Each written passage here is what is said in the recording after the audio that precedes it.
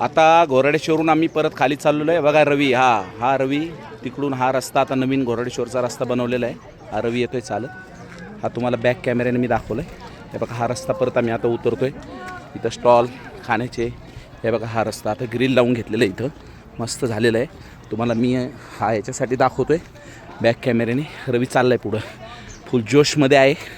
रवी भाऊचा पाय नीट झालेला आहे आणि ते जोशमध्ये मार्गक्रमण करत आहेत.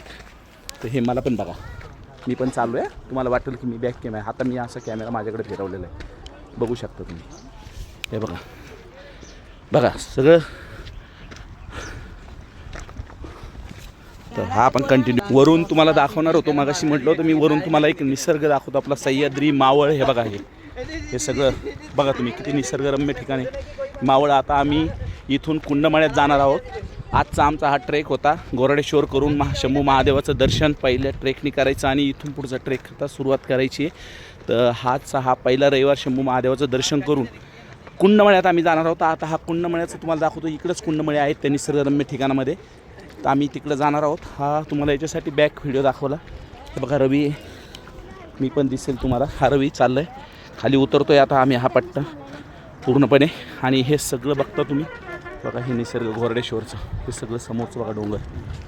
तर आपण कॅमेरा इथं पॉज करू. घोरडेश्वरचा ट्रेक संपलेला आहे. आता कुंडमळ्याकडे आपण जाणार आहोत.